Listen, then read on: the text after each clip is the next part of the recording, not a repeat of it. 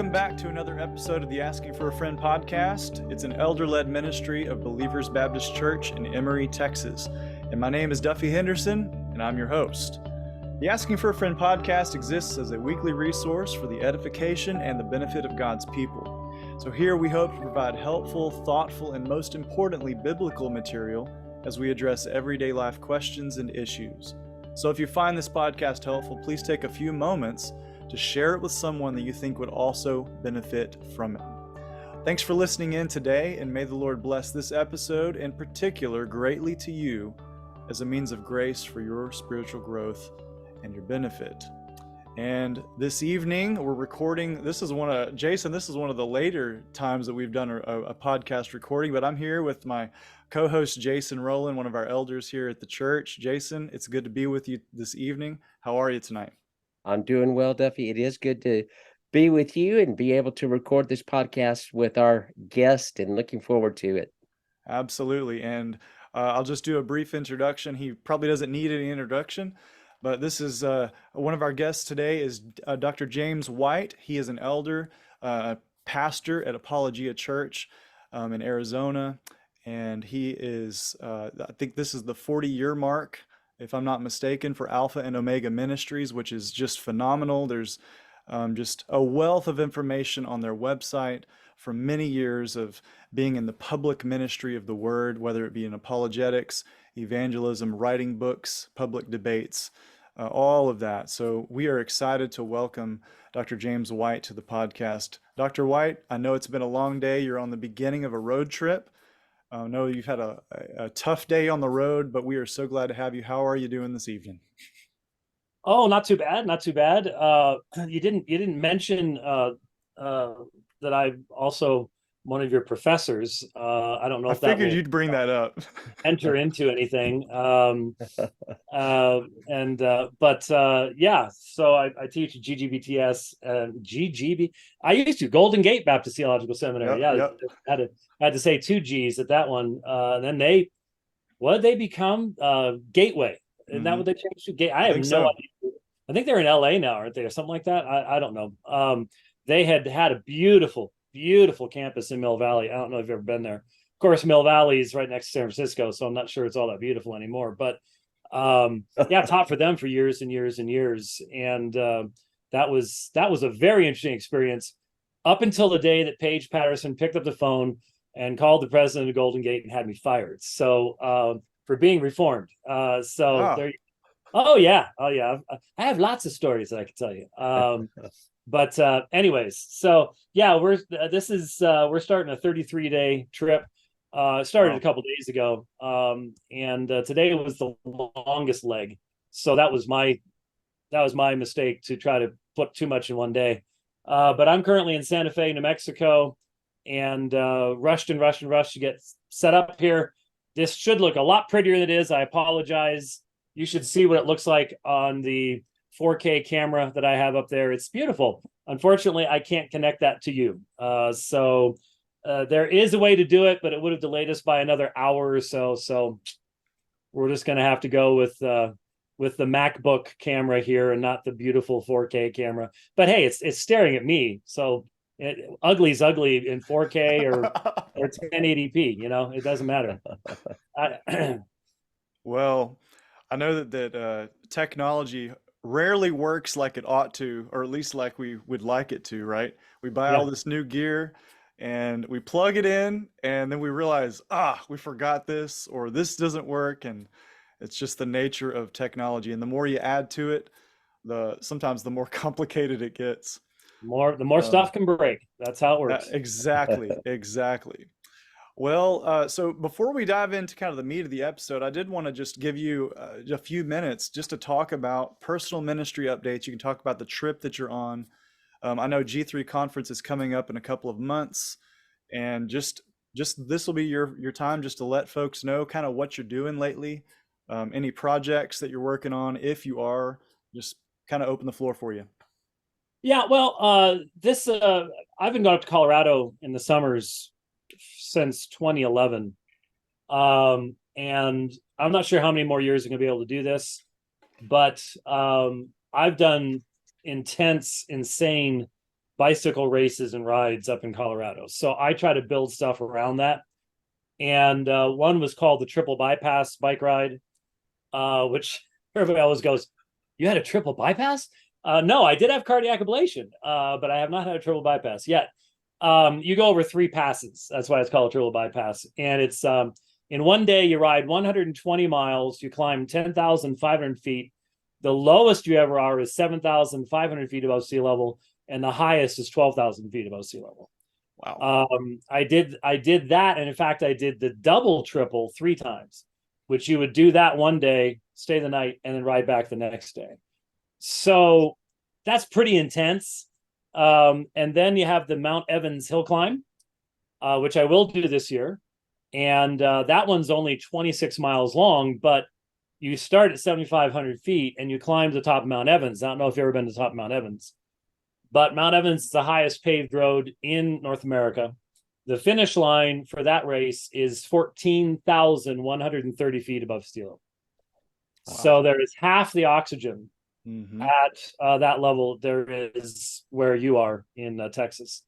And so it's just straight up. And by the time you get to about 12,000 feet, it feels like you have lead in your wheels instead of air. And that's less than 2 weeks from now for me. Oh, wow. I am not at all prepared for it. Acclimation wise, this is going to be survival only. And I've entered into my 7th decade and my body's falling apart. So I was in 2016, I was a monster. I could ride anybody my age off my wheel. It was great. But a lot of stuff has happened since 2016. And I'm about 35 pounds heavier than I was then. And stuff just doesn't work. We won't ask, we can't ask you anything about that because you're just a kid. But there might be other people on the program that understand that. I understand, brother. As the body gets older, stuff just doesn't work the way it used to. And of course, I've developed some real nice ministry opportunities, connections up there. I'll be at Redemption Hills Church. They're having me do a little conference on the kingdom of God. And Duffy would be sitting in the front row going like that during half of it. Unless he wanted to get a good grade in the future, then he might not do that. But and then I'll be between the two rides. I'm shooting from Colorado all the way up to Ely, Minnesota. I called it Eli because it's ELY, but I've been told it's Ely, Minnesota, which is about as close to Canada as I want to get these days. Little church up there. And this is one of the things I like about doing the things the way I'm doing it now. Up through 2019, I wasn't spending a lot of time in the United States as far as traveling was concerned at all. In 2019, I flew 165,000 miles. I taught in Samara, Russia, Kyiv, obviously the war hadn't started yet, Durban, South Africa, Johannesburg, Melbourne, Australia. I was in Melbourne only a matter of weeks before COVID hit. I'm glad I got out because if you remember, they shut the place down. There were people trapped down there. And I got out of there. I spent 2 months in London in 2019. So I had every flight access in the world, executive platinum on American and British Airways and global access and all that stuff. And now you're in an RV. And now I'm in an RV in Santa Fe, New Mexico, and people go, "Wow, what happened? How the mighty have fallen." But it's absolutely purposeful on my part because what happened was I did mention that I had cardiac ablation in 2011, but it didn't take. So my heart can start going really, really fast at times. And it used to be just when I was riding. Now it can happen almost anytime. So that's one of the things that slowed me down is it's happening more frequently. You put a mask on me and it's like a switch. And so I'll go into what's called supraventricular tachycardia. Say that 3 times fast. And that's much more dangerous than COVID was by a long shot. And the problem is nobody cared. The airlines didn't care. And for years, we have been giving, in 2019, I think we paid $150 55, 100, around 130 to 150, somewhere around $1,000 in ticket fees to the airlines for flights around the world. And it's like, I'm not really sure I want to give you my money anymore. You don't really care about me. You wouldn't work with me, and you didn't care about my life. It was like, go away or die, one of the two. And so it's sort of like, we decided to, starting in 2021, things were still locked down. Now they're doing the vax stuff and everything else. I wasn't doing that. I was Department of Fellow Anatomy and Physiology in college. I've seen through this stuff for a long time. But anyway, we just made the decision. One day I went, I wonder if I could RV. I had never RV'd in my life. I had stayed in an RV for like 2 nights in Alaska once on a trip up there. But I didn't have any idea how it worked, anything like that. And so we rented a little 19-foot long, self-contained RV. Within 4 hours of picking it up, I destroyed the air conditioner by hitting a basketball hoop with it. But I tried to put that aside. Rookie move. Oh, big rookie move. And I drove out to Pryor, Oklahoma, and for ministry at Derek Melton. I think you may know Derek. I know of him, yeah. Yeah, Derek was, for years, when I first started going to Pryor, he was second command of the police department. In Pryor, he was head of the SWAT team, and also pastored that church. And then he retired from police and full-time with that. And the thing he started doing after he retired is he watched YouTube videos and started making knives. And I'm not talking about buying parts. He has a forge. He forges these things from the ground up, and they are beautiful. I don't know if you've seen them, but he is a master at it. So I went to his church, little RV. He helped me tape up the air conditioner so it stopped raining inside the unit. Stuff like that. It was fun. I got back and said, I think I can do this. And so it's not this unit we bought. We've already gone through one unit. This is supposed to be a real nice studio that I'm in right now. And it is a really nice studio. If I wasn't rushing so much tonight, we would have been able to work it out, because I do have a satellite that I could have set up. But this is how I travel now. And so when I go to G3, as you mentioned, in September, I will drive across the United States. I'm going to do a conference the weekend before in Pennsylvania, in the Lancaster, Carlisle area, in maybe a debate as well in that area, and then down to Atlanta.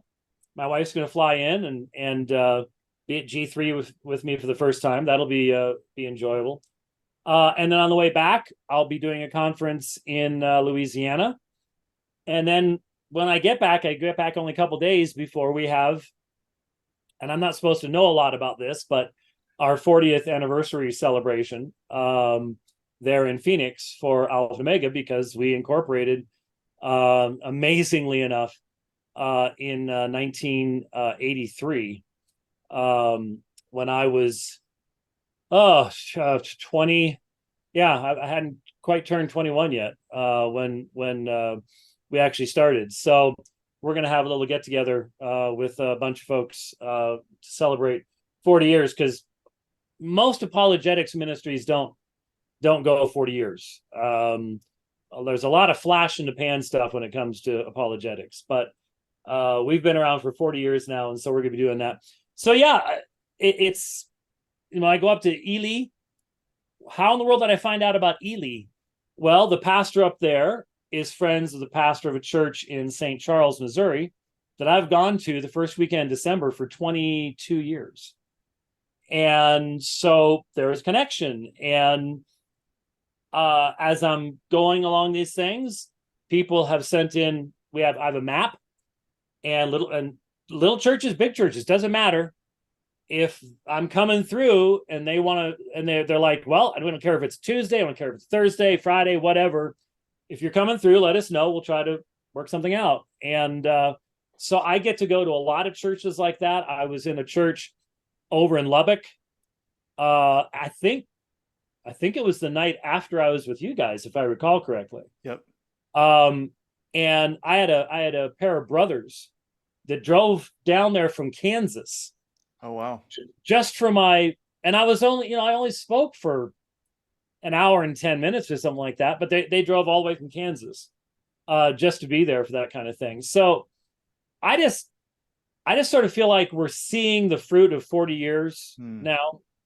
You get to hear all the stories and meet the people that, you get to meet a lot of these folks at a place like G3. I'll stand at our table for 3 hours in a row and take selfies of people and get exposed to every form of COVID, alpha, delta, whatever. I got exposed to every kind of COVID there was at G3, and never got it. And that's enjoyable too. And I love taking the selfies and signing the books and everything like that. But it's different.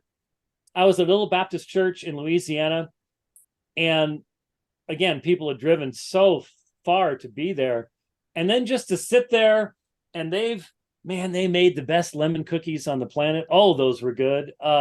You get that home, especially the desserts, the home cooked desserts, stuff like that. And I'm just sitting there at these 6-foot tables, and it's Louisiana, so it smells a little musty, because it's always humid in Louisiana. And people just sitting there, and they're, when someone sits down next to you and they sort of wait till other people have moved away a little bit, and their eyes start tearing up before they start talking to you, okay, you get sort of focused. And when someone says, the dividing line, our webcast, wasn't a dividing line for me, it was a lifeline. And then they tell you their life story and how the dividing line helped get them out of this cult or this situation, or kept them from going into this.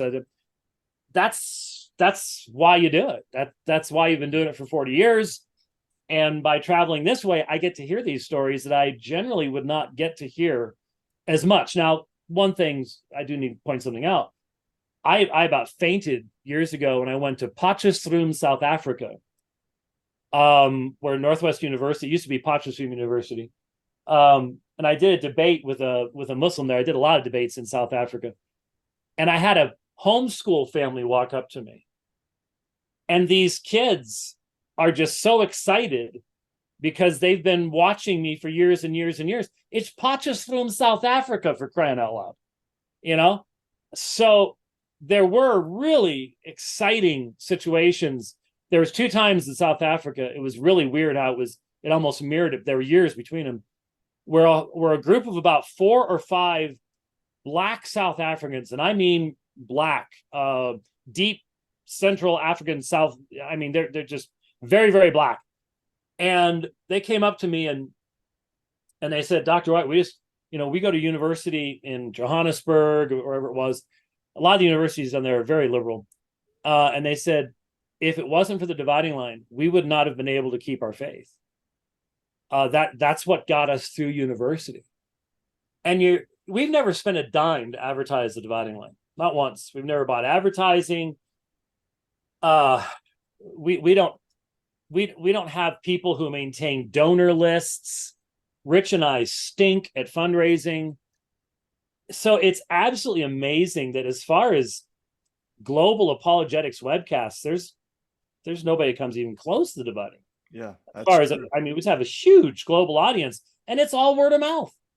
It's completely, I can't tell you how many times someone will come up to me and say, hey, I was watching some Jeff Durbin videos and then yours popped up, and that's how I found out about you. Or I was watching you and some Jeff Durbin videos popped up. That's how I found out about him.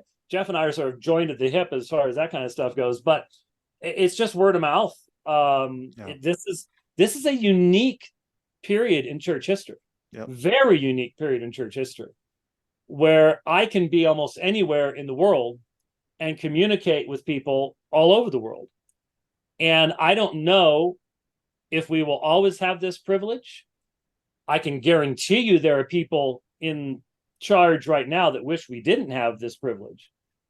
But right now we have it. So someone once said, you must work while the sun shines. And so that's what we're seeking to do. And if we're doing it in a little different way, hey, look, if COVID-24 comes along and they say vaxxed or no travel, all you guys are going to be coming to me and asking how to do it. Because and I've said that to Doug Wilson. I said, he was we were talking about, every time I've gone up to Moscow, I've done it in the RV, and we were talking about something. He was flying somewhere, and I said, well, someday, he says, yep, I know who I'll be coming to get all my RV information when I can't fly anymore.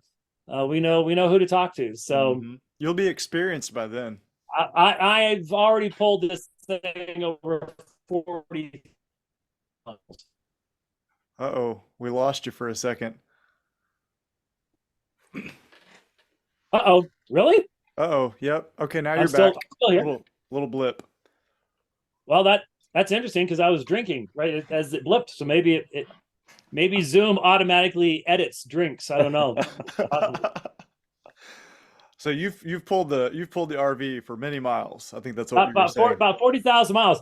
And I did want to show you all and your listeners only something that other people will have to wait to G3 to see. What do you think about that? I love that. Love it. Okay. All right. What do you have? So,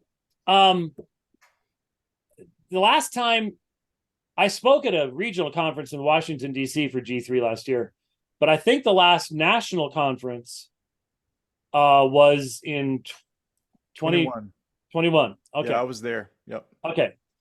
Do you remember?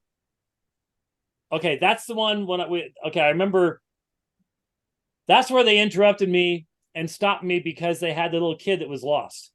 I think so. Yeah, that's true. And I forgot about that. I've had so many weird things happen to me while preaching at G3. The funniest one was years before that. I was 5 minutes into the sermon, and all of a sudden I feel someone touching my back. And literally one of the sound guys had snuck up behind me. I'm at the pulpit, and he's lifting my jacket up to do something with the microphone. And I didn't even hear him coming. Everybody else saw him coming. Talk about throwing you off your game. Yep. That was really, really interesting. But the year before that, I preached a sermon from Isaiah 6. And I did it from the Greek Septuagint.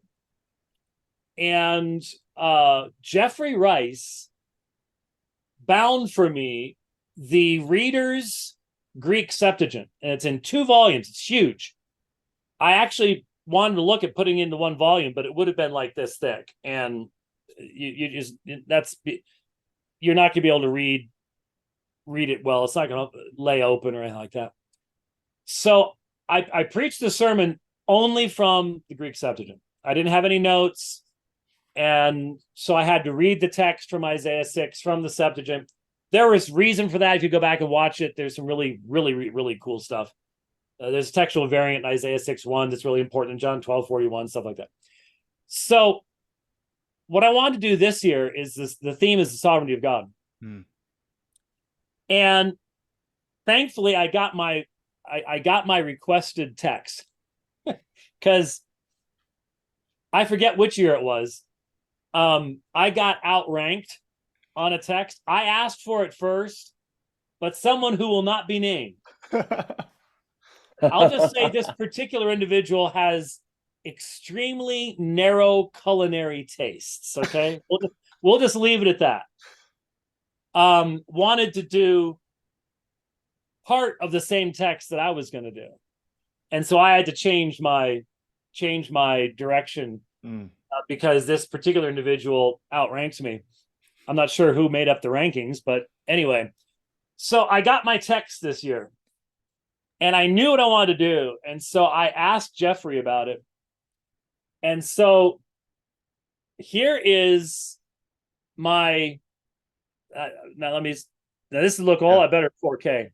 So you'll see Biblia Hebraica. Yeah. So nice. This is actually an entire Bible, including the New Testament, in Hebrew. Oh, wow. And so it is as close as you're going to get too large print. It's I can hard almost to find, read that. it's hard to find Wow. large print Hebrew. It really, really is.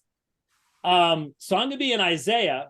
And so, Lord willing, this is the only thing I'll bring into the pulpit is this text. So this time I'll be translating from the Hebrew and then using that as my text. But what's amazing is I bought this. Now, I don't know if you can tell. It's sort of hard to tell, but this is the new, what he calls double shot leather that Jeffrey's using. It is just an incredible Bible leather. It's not goat skin. It is cow, I think. But anyways, it's beautiful leather. I don't know how he's learned to do this. But when I bought this, it came from Israel. You can buy it. They weren't all that expensive from the Israeli Bible Society, I think, or something like that. And it already had gold edges. And so he said, what would you like me to dye it? And I was like, what? Somehow, I don't know how he does it. You can sort of see, it's really hard to get the light. It's like a purple tint, isn't it? There's the gold. Yeah. But then wow. When you open it up, it's purple. That's cool. That is cool. So Can it's you got hear purple, me, Duffy? Yeah. purple liners, purple ribbons, and yet it's gold when it's gold when it's there's gold, and you can there's a purple when it's open. I mean, that's wow. Oh, that is. Oh, and everybody freaked out when I showed it on Twitter because there's my name, and that looks like it's on the back, but it's a Hebrew Bible. It's reversed. So it's on the front. Yeah, yeah, exactly. I love it. So Fantastic. it is gorgeous. I bought a Bible cover for that one. Can you divulge the text that you're going to be preaching from, or is that secret? Oh yes. I will be in Isaiah 41, focusing primarily on verse 21 and following. All right. So yeah, the trial of the false gods, Isaiah 40-48, has since seminary, and I still can't remember seminary. It's amazing. I can't remember anything anymore, but I can remember seminary. Has always been one of my favorite texts. I think it's some of the richest theology in, especially theology of God in Scripture. And there is a key text in Isaiah 41. More than once, God challenges the false gods. And when you challenge false gods, do this, do that, what you're saying is, this is what the true God can do. This is what false gods can't do. And over again, tell us what's going to happen. Tell us what's going to happen. Tell us what's going to happen.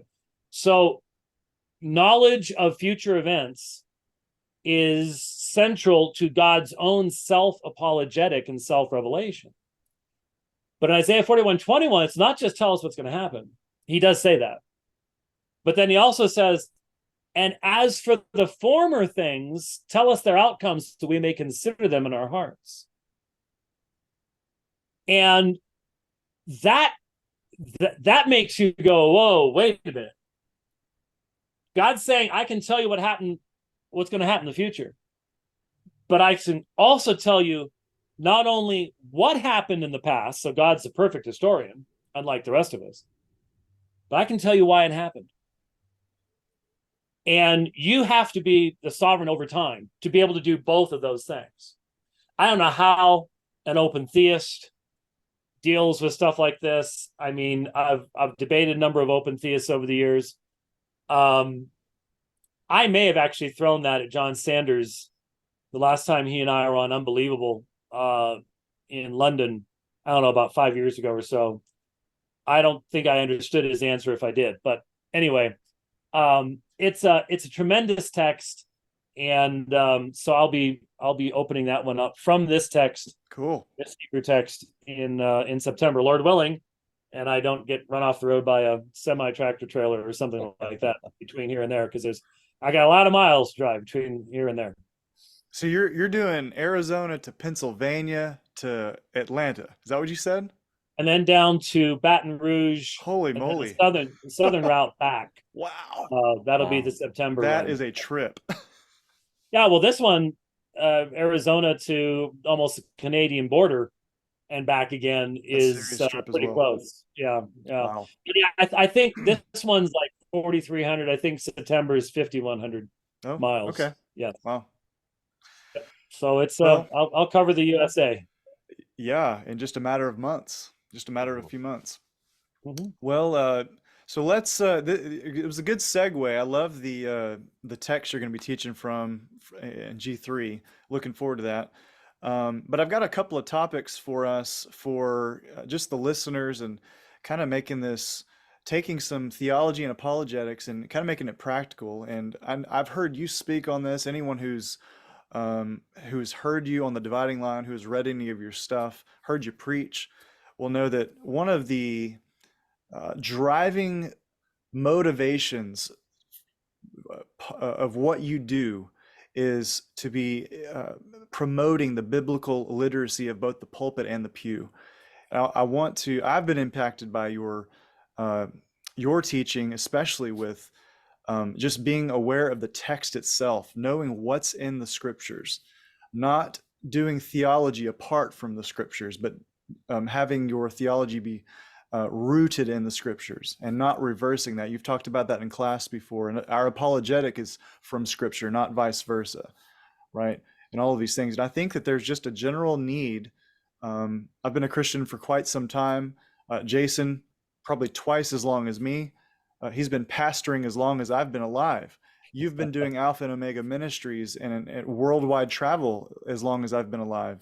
And so you guys both know very well the need for biblical literacy and just like it's not enough to just own a Bible. We must know what's there. God has revealed himself. It is God's self-revelation to us. And just wanted you to riff off of that, but also you can kind of bring that conversation into our understanding of the Trinity and why that's important for Christians today. So kind of those two concepts. What are your thoughts there? Well, really interesting because someone directed me in DM on Twitter. Someone else is involved in apologetics and said, "Hey, you've never commented on this? Did you see the?" He called it a debate, but it was a discussion between William Lane Craig and Dale Tuggy. And I said, no, I didn't know that it happened. Dale Tuggy is a Unitarian, a philosophical Unitarian. And I've talked about him a few times on the dividing line. I have avoided much interaction because, to be honest with you, Dale Tuggy sounds like he's bored. He really does every time he speaks. And it's I have a hard time dealing with people who literally sound like I'd really rather doing anything but this, but since it's what I do, okay, this is why Jesus isn't God type of stuff. And it's just like, okay, whatever. Well, he had engaged my friend Michael Brown a couple of years ago, and that was an interesting debate.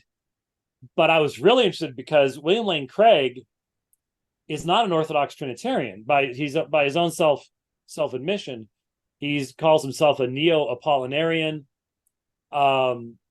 He and the reason this is relevant to your question is he, on one hand, will say, well, we're Protestants, we believe in sola scriptura, and so I will hold any of the early church fathers or any of the early creeds to a biblical standard. Okay. All right. But then in this conversation, in the first half, Craig was defending his definition of the Trinity, which was extremely, I'm not sure how to describe it. It was narrow. It did not include, for example, it would not include the Chalcedonian definition. It would not include really the hypostatic union because he's a neo-Apollinarian. It's very, Craig's for many years, what he does is he tries to present as small a target for his opponent to shoot at as possible.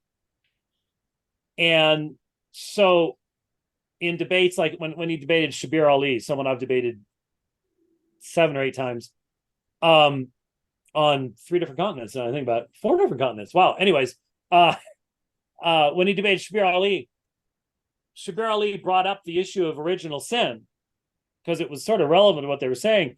And he's like, "Oh no, I'm not defending anything like that." And he wouldn't even go there. He always keeps a very narrow focus. And so the first half of the conversation is this hyper philosophical discussion of Craig's very unique doctrine of the Trinity, which wouldn't really correspond to almost any of the rest of us. And it was models versus models and this versus that. And there wasn't enough scripture in it.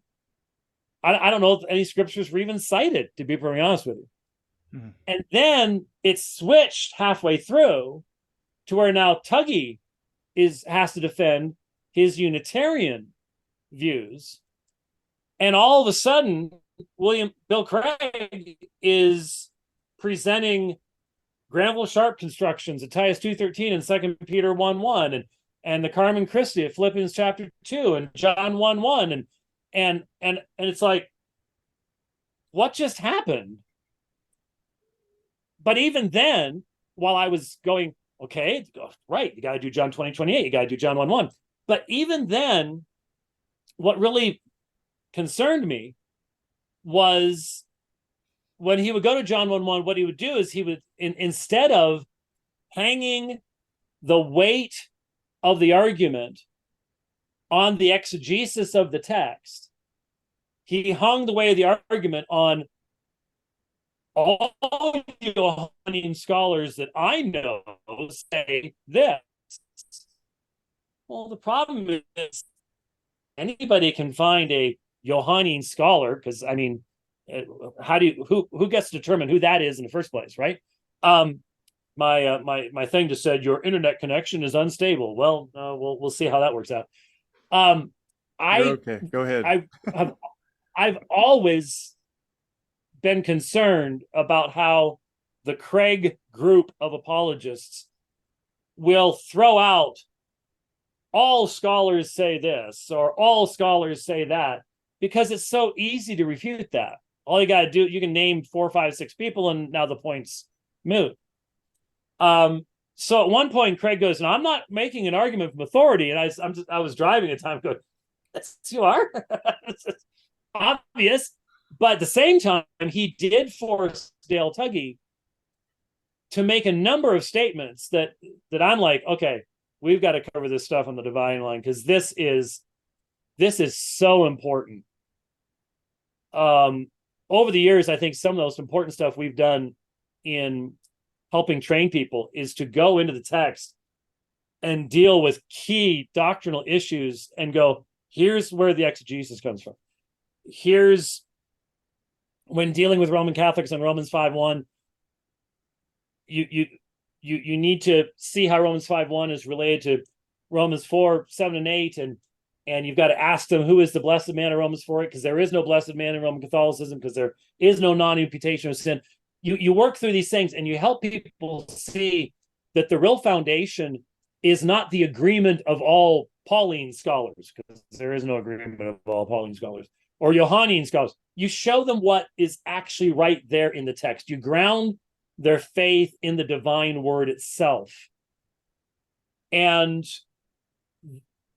the things that Tuggy was saying, most seminary graduates would struggle to deal with, because we don't talk about this kind of stuff.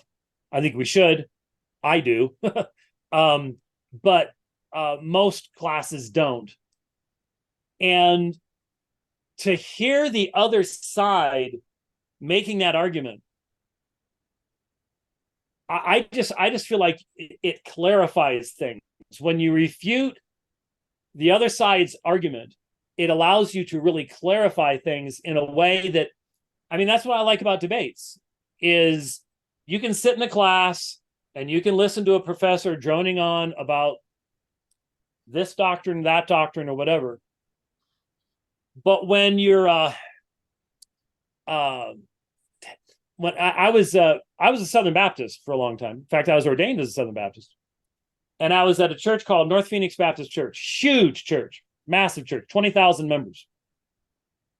And I was the one, even as a young person, when they would find that someone in our church, and sometimes they were just in a Bible study class or something, they weren't even members of the church, had gotten involved with a cult. Mormons, Jehovah's Witnesses, guess who they called? And so I remember really clearly one encounter I had with this Jehovah's Witness couple. This guy was sharp. Oh, my goodness, was he sharp. The only reason he and his wife left and that person didn't become a Jehovah's Witness and came back to North Phoenix, the only reason was because I was a second-year Greek student, and a good one at that point, and he didn't know language. That's how good he was. And the guy that came with me is like, man, I've heard you talk about this stuff, but to see it, to hear it coming from their mouth and to see how they tie things together, all of a sudden it's like the lights turn on as to why you need to know this and need to know this and how this fits with that and, all this kind of stuff. And so I think I can present Dale Tuggy's arguments with far more interest and passion than Dale Tuggy can. Okay. Seriously, it's like, dude, caffeine, something. It's just sort of like, I can't do caffeine. Caffeine would kill me. But anyway, that heart stuff, no caffeine for me. It'll go fast enough all on its own. But yeah, I'm looking forward to diving into this stuff because, basically his argument was that our key texts all have textual issues. They're obscure. They're not clear. That the clear and easy understanding is the Unitarian understanding. The Trinitarian understanding is the you have to accept this, and there's all these problems with it. And when Craig did force him to deal with certain texts, I've never heard a coherent, convincing explanation of John 20:28. And I've talked to a lot of Unitarians, Jehovah's Witnesses, Muslims, you name it. And Tuggy's answer for Hakore Asmu Kai Hathe Asmu, my Lord and my God, was that Thomas was saying the same thing that Paul would say when he said, God was by means of Christ reconciling the world to himself. My Lord, Jesus, and my God, God the Father working through Jesus, was his explanation. Now, that's not going to stand up to the text. Ha kuriasmu kai ha theasmu. They have the exact same object. You cannot separate them at all. But if you've never heard someone spin something like that, it can, you can be like, I've not heard that. How do I give a proper response to that? It can end a conversation, that type of thing. So I think going through this will be helpful for folks. It takes time to put this stuff together, obviously. And I don't have a production staff. It's me and Rich. So when I play videos, when I play audios, I've done all that editing. I've found the programs like Audio Note Taker and Note Studio and stuff like that. And I've dumped the videos in or the audios in and gone through it. It takes hours to prep that kind of stuff. But it works. And you want something scary? Here's something scary. When I was in Tullahoma, which is where Jeffrey Rice is, this guy came up to me at the conference and he said, I want to show you something. And he starts showing me this. He has access to an AI. I don't know how to describe it, but an AI indexing program. And it can listen to audio. and index audio. And they're almost done, because then I connected him up with my tech people. They're almost done. Soon you will be able to search everything I've ever said on the dividing line since 1998, every debate, and all my sermons on sermon audio. That's scary. Wow. That is absolutely scary for me. I mean, really, would you like someone to be able to check out everything you've said for that many years? Burn the books. Burn the recording. Oh, yeah.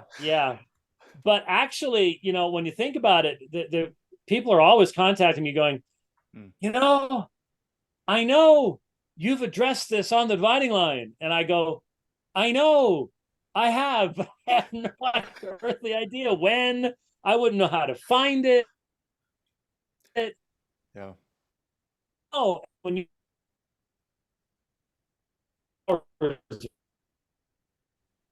maybe it'll be worthwhile. And on the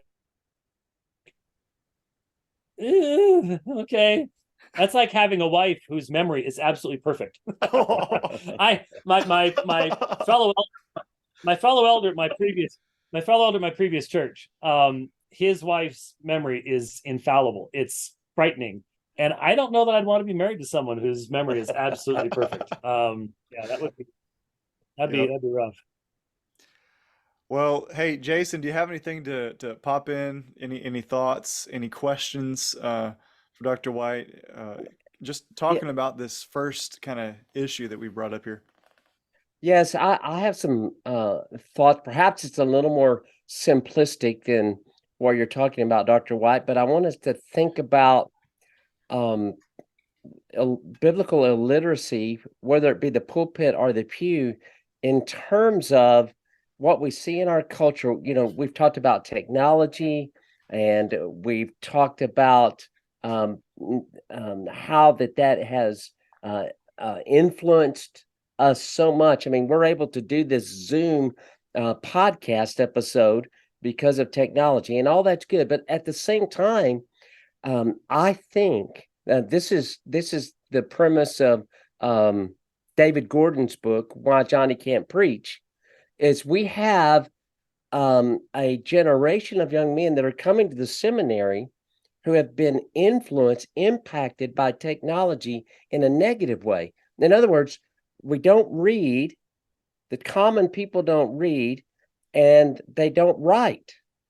And because they don't read and they don't write, then listening to a sermon, or even preparing a sermon and writing your ideas down and being able to communicate that sermon in a way that the people respond, we're getting worse and worse at doing that. I'm afraid. And I think that biblical illiteracy is a result of a culture that wants to do everything by soundbite and by text message. And nobody writes letters anymore. Nobody really reads books anymore. Nobody has personal libraries. The three of us do. We love books. We have more than we could ever house. I've got them all over the church building. But the common people, and this is not a derogatory comment toward anybody, but that's my fear.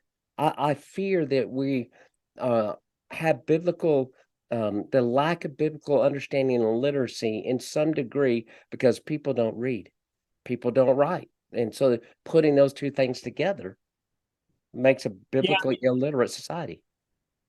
Years ago, I got to visit up in New England a museum that had a bunch of Jonathan Edwards stuff in it, and they had some of his sermon notes, and they brought them out, and I'm looking at them, and I was younger then, so I could still, I can't read small print anymore at all. It's very frustrating. That's why I'm looking for large print Hebrew Bibles, I guess. And I couldn't even then I couldn't read it. I don't know how anyone could have written in a font that small, because when you magnify it, it's perfectly legible. And they're just these tiny little pieces of paper with this beautiful cursive, but tiny writing on it. And there's a lot of theories, because there's no way standing in a pulpit you could have read that. It's just too small. So why'd he do it? And, obviously one of the theories is that it was the writing of it out that allowed him to then memorize it for the preaching. It's possible, I guess. And so as I was driving over today, I was listening to a book. That's how now it's interesting. There you go. I wasn't reading a book. The vast majority of the books that I read today, I listen to, because I'm on the road. So I'm either on the bike or on the road, and I probably listen to 40 books a year, audio wise. But you've grown up reading, Dr. White. Reading is what has made you who you are. But yeah, I understand. Yeah, but once you get into your 7th decade, you sit down to read a book and you wake up the next morning. I know. That happens in your 6th decade. Yeah, it's just how it works. So anyway, one of the things that the author was saying in the book, he was talking about how a lot of studies have demonstrated that the way you learn impacts the way that you think, and how technology has changed all of that, so that when people did read, they had much longer attention spans. And when they would write things out, that in many instances in centuries past, you wouldn't even be considered prepared for pastoral duties if you didn't have the Psalms memorized. Right. All of them. Right. And that he gave the illustration of the Lincoln-Douglas debate, and that Douglas had done a 3-hour opening statement in that debate. And then they turned it over to Lincoln, and Lincoln said, I think we should take a break for dinner and come back. They did, and he gave a 4-hour opening statement. That's what debates were like. And people could sit there and listen for 3 and 4 hours. And that was only in the 1850s. That would never happen today. No. That would never happen today. No. So when we talk about, it's not just biblical illiteracy. This nation, at the same time the Lincoln-Douglas debates are going on, almost any person in this nation had learned to read by reading the Bible. They knew all the stories of the Bible. You could use Jonah or whatever story from the Old Testament, and the pagan walking down the street, there weren't very many of them, but the non-church attending person would still know what you were talking about, because it was the common knowledge of the people. And the vast majority of evangelicals and churches don't know any of that stuff. No. Even when they do read the Bible, it's very briefly.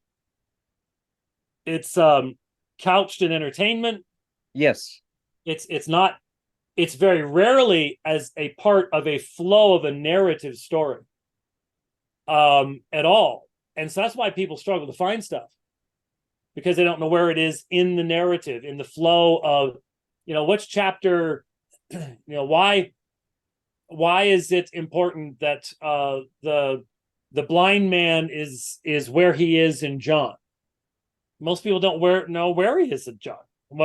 That's between the leaders who picked up stones to stone him in John chapter 8, the I am, and then John chapter 10, and here in between is the healing of the blind man. And they don't even know where the flow is.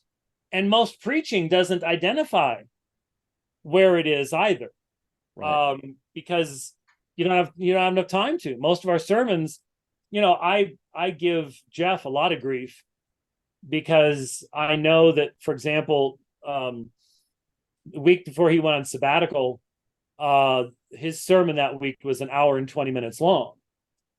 And I think the next week I did 53.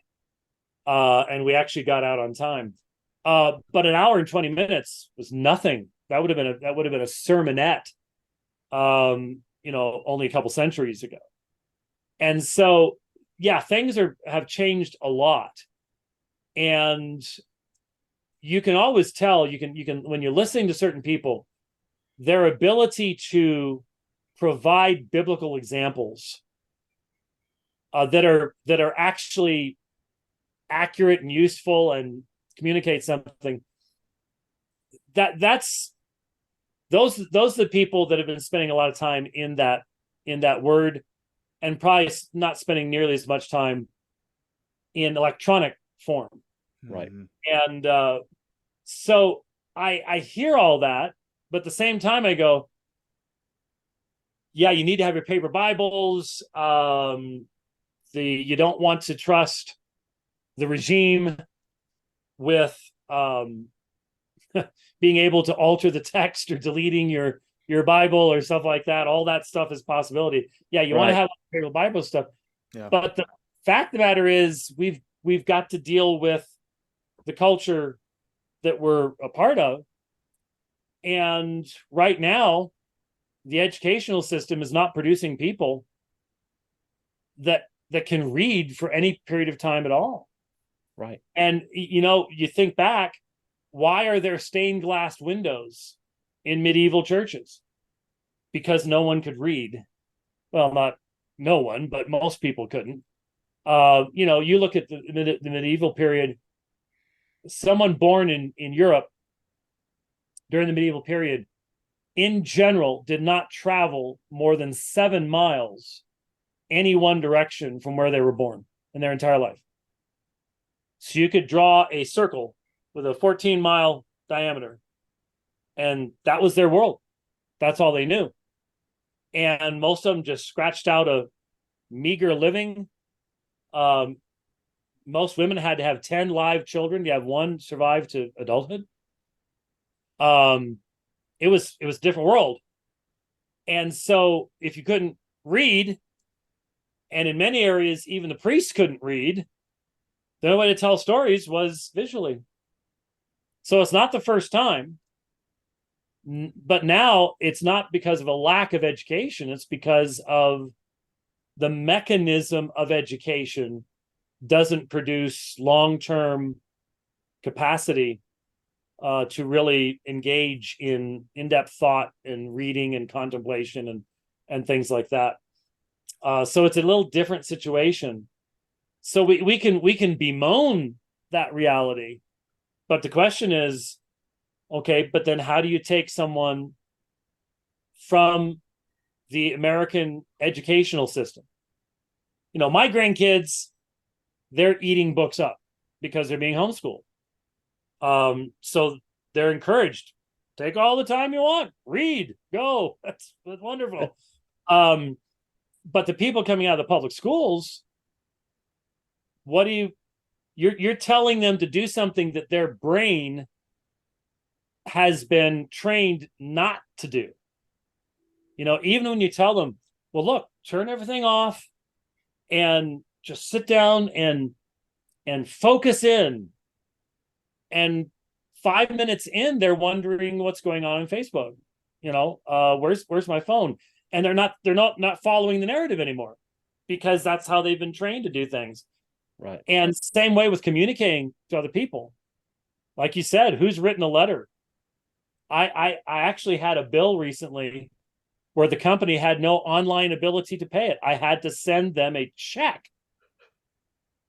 I mean, do you know the last time I had checks printed? I mean, wow. And then I'm ripping the house apart looking for a stamp. I mean, yeah. Talk about old school, Hey, you're speaking Jason's language here. I still write my sermons on a yellow legal pad and a pencil. He writes everything. It's amazing. Yeah. Well, and that's perfectly fine. most everybody knows I almost never use notes. I try. Notes for me are the original text. So if I'm, for me, my best sermons are when I just have a Greek text or Hebrew text or something like that, and allow the text to be the commentary. There are some, generally, if I'm doing a topical sermon and I need to be covering a bunch of different texts at the same time, then I'll have notes. But even then, you know what I like to use for my notes?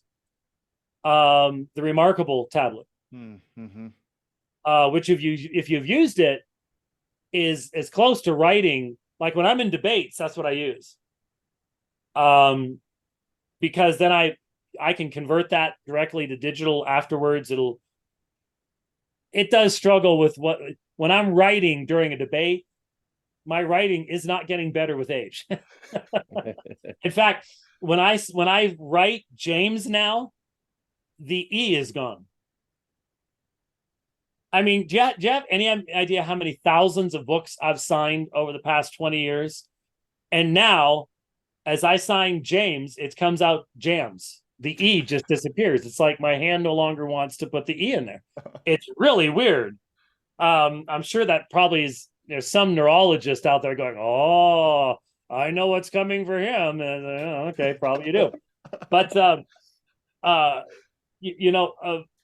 my writing isn't all that good, but that's still what I use during debates, because I can literally move stuff around if I need to, right, as I'm taking notes. But that's something, for example, people struggle with that when they do debates. That's not, I don't know all that many people to do them, but my son-in-law recently did his first debate. I thought he did a really, really good job. In fact, by the way, I've watched that debate. I was going to ask you. Watch it. Yeah, I did. I thought he did a very good job. Truth be known, I don't think that the other guy gave him much to debate against. That's just me as a passive. Well, I love Zach. Zach Lautenschlager is a wonderful guy. He's a member of. That may be. He's a member of the OPC in Salt Lake. I've worked with them for years and years. Did you see the last debate that Jeff and I did with the two guys on ethics and God? Yes. Okay. Jason Wallace, the moderator, is Zach's pastor. Oh, okay. So there's the connection. Yeah. And Jason and I have been doing stuff up there in Salt Lake City for literally about 23 years, I think. And so I love Zach, but look, I guess it's perfectly all right for me to say that I am so proud of Eric.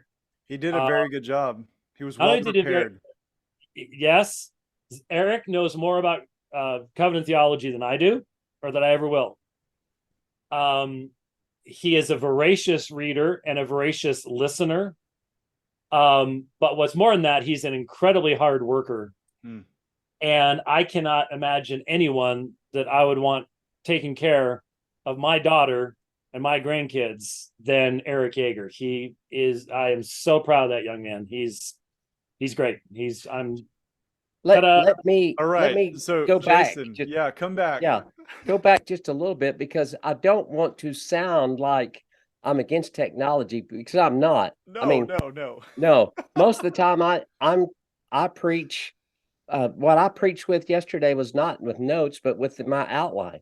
Most of the time that I'll preach, it's on a sticky note, and that's the extent of my notes. So, my concern is more of the preacher side of this. If we're sending young men to seminaries who can't really read and write as we have in the past, then how does the seminary take that man and help him to become one who is articulate and can use the language and communicate in a way in which the people are engaged? That's where we're losing the battle. If the people aren't engaged with the scripture, they're not hearing the gospel articulated. Yeah, obviously, my understanding at that point is it is a long-term giving of example that I know Jeff and I do most of the preaching. Luke and Zach do some preaching as well, but it's primarily Jeff and I that do the preaching at Apologia. And Jeff will tell you that I was one of the primary influences on him as a young man.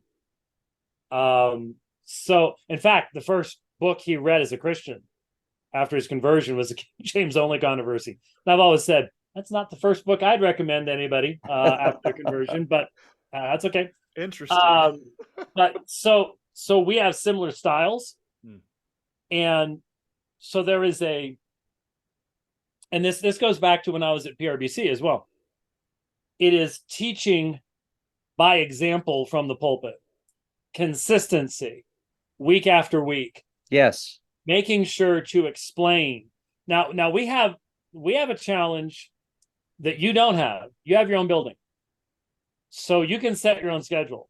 We do not have our own building. We grew a lot starting in 2020. In fact, one of our biggest struggles right now is we're in a building that the main sanctuary seats 400-ish, but we have to have an overflow set up.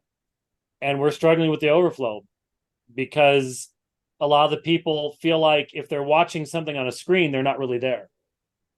And we're struggling with how to... by the way, which by the way is a really interesting thing to bring into the conversation, because the same folks who would be saying that are the same folks who are likely just immersed in technology, but yet are not wanting to watch the sermon live on a screen, right? Right. It's a really interesting interesting thing to think about. I think most people recognize there's a difference between, if I'm preaching, I can see you. Yes. If you're in the other room, I can't see you. And so things do break up. Now, we have the Lord's Supper each Sunday, and so they come in and they participate with us in the supper and stuff like that, but they can't be there for the singing, they can't be there for the preaching. And it really does make a difference in that. So back to what you were saying, it would seem to me that while a homiletics professor can lay out how to communicate, one of the problems that we face is the mixture of the people we have in the church. Yes. We have people who can listen to a sermon for a long period of time. If you come to Apologia, you've got to be able to go minimally an hour and sometimes an hour and a half, because that's not unusual. They ruin me too. I go over an hour now as well, almost always. So, but then you've got people, they want that, and then you got new people that aren't used to that, and you've got some people that bring a paper Bible, and some people only have an electronic Bible, and you've got such a mixture. True. That one thing you can't do is become overly concerned about what take visitors have. True. Yeah. You've got to be primarily aimed at the people that are coming regularly. Yeah. Are they getting a regular diet to where they are being led to understand what we are teaching them by how we are handling the scripture and by how we continually bring in, see how this connects with that, and this theme connects with that theme, and that type of stuff. But so many churches are focused primarily upon what's a visitor going to see. Well, okay, I get that. I don't want a visitor to feel like, oh, I have no idea what's going on here, I'm out of here. But at the same time, you want your members, the people that are coming and committed, you want them to be over time being taught how to do biblical study and biblical theology, Yes. and see all this stuff, and to do it because they've seen it being done from the pulpit consistently on all sorts of different topics. Yeah. That's right. All sorts of different issues. So I think that's the best you can do. And that's why seminaries, again, need to be pretty much focused upon local churches, because the way the seminary model works is you rip your young men out of the local churches, ship them off someplace else, indebt them to their eyeballs, and they never come back. So I don't see that in the New Testament, but that's how we've been doing it for a long time. Right. Yeah. And I do think, my own seminary experience, I loved it. There was benefit to me. However, I think that what you just said is spot on. And even in our congregation, I can tell the years of expositorily trying to preach faithfully, and not that I'm some great preacher or the expert, but trying to just do that faithfully has made a difference in the way that others have been raised up to try to mimic that and to communicate that well. So I think you're right. And but it takes time. It takes a long time. That's not a microwave solution, right? That's right. more crock pot style. Right. Years of being fed sound sermons, expository sermons, and then over time, you as a church member learn how to read and how to eat your Bible, as it were, right? Is that what you're talking Right. about, Dr. White, basically? Well, yeah, and that's how, instead of just having a sermon every 6 months on proper hermeneutic methodology, it just needs to be consistently done in every sermon. It's better modeled it than needs taught. to be laid out. Right. Well, and you do both. I mean, sure. Jeff and I will both, make specific, because the whole name of the church is Apologia, for crying out loud. So there's always, our illustrations are probably really heavy with apologetic stuff. Our constant outreach to Mormons and Jehovah's Witnesses and all that kind of stuff. But we are teaching it, and then we're modeling it in our application, because you can't just do sermon after sermon after sermon on systematic theology. You have to have application. I mean, right now Jeff's going through Proverbs. Man, that's tough. Don Fry did that at PRBC, and after about, I don't know, chapter 12 or so, how do you even do that? It a lot of it becomes repetitive, and there aren't a whole. It becomes just one verse. There isn't necessarily a connection in the later collections of Proverbs. It gets really challenging, really, really hard. So when I had the opportunity of preaching a couple weeks ago, Jeff was like, "Well, hey, I'm going to be in Proverbs 10 if you want to pick up." And I'm like, "No, thank you." Been there, done that. No, I'm going to leave that to you. You can do Proverbs. Congratulations, man. You're a better man than I. I went topical and did I did the letter to the Ephesians. I thought that in Revelation chapter 2, Jesus' letter to the Ephesians. Any one of those letters to the churches are just amazing material. I think what we're saying too is the local church ought to be the seedbed for training men up to preach, and putting them in places and opportunities. My seminary experience, I probably preached twice, and that's counting my master's work and my doctoral work. I didn't learn to preach in the seminary. I learned to preach in the pulpit of this church and the previous church and the one before that. But the point being, I think that we're saying that's what we need to do, is create an opportunity within the local church where we're raising up men, we're encouraging men to follow their giftedness and their calling into pulpit ministry.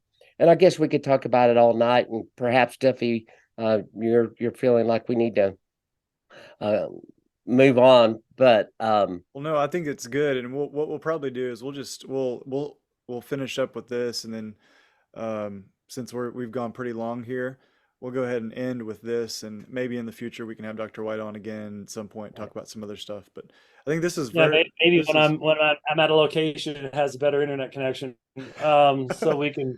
No, it's okay. Because I had all this stuff planned, multiple cameras, and I could pop up accordance and do all sorts of stuff like this. And here I am sitting with my laptop camera, and I'm just it's okay, brother. Dr. White, Thank you.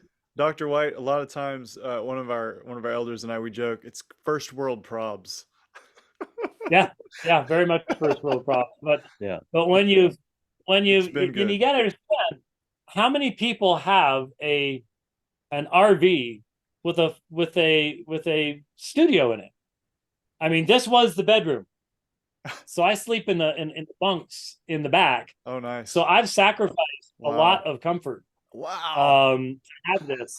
So the bed, I'm literally sitting in a chair, which would have been smack dab in the middle of a queen size bed. And when I look around here, everything we've done, it really is cool to be able to throw accordance up. And so let's see, look at this, and here's this, and change the angle. I could be looking over this direction, and I've got lights back here, and I've been doing all this work, putting this stuff up here, and so well, we'll make it work next time. It looks great from this angle. Yeah, well, okay. I appreciate it, guys. I'm sorry to talk so long, but no, it's we'll get a chance to. I'm sure Tom Buck will eventually want me to come back again. I don't know the way he's been having Daryl Harrison and everybody over there. It's like, hey, I don't think I've ever even preached a Sunday morning sermon there. It's like, wow. I'll have to talk with him about that. I'm starting to feel a little unloved. I really am. Yeah, Daryl was there the whole weekend a couple weekends ago. I know, and that's not the first time. So it's like, okay, fine, I'm getting the message. Okay, all right. It's sad. Well, hey, I know you've had a long day on the road, and issues with the KOA and all that fun stuff. You need to get a good night's rest, and it's been a good, just get to hear you discuss some important issues. Thank you for agreeing to do this. We certainly want to wish you a safe rest of your trip. Jason, do you have any closing words? Anything at all before we wrap the podcast up today? No, just thank you, Dr. White. I know that we enjoyed you being at our church in person December of 2022, and then to follow it up with this podcast is a treat. And so thank you for taking the time, and look forward to other opportunities to have more discussions like this. Well, I know where Emory is now. So and I understand there's actually more than one RV park around. So maybe next time that would be correct. You can go the one that has lights. Let me know and I'll help you locate one. Sounds good. Well, that's it for today's episode, folks. Thank you once again for taking your time to listen to the Asking for a Friend podcast, or watch if you're on YouTube. We hope it's been a blessing to you. Don't forget, before you go, like or share the podcast, either through Podbean if you're listening audio, or if you're on YouTube, share the link to somebody, maybe on Facebook, social media, however you share that. Please get that out there. We always would appreciate others to listen to this. And lastly, if you ever have a question you'd like for us to answer or address on the podcast at a future date, you can go to our website, bbcemory.org, go to the media tab, scroll to the bottom, and there's a place where you can submit us a question. So until next time, as usual, grace and peace be with you.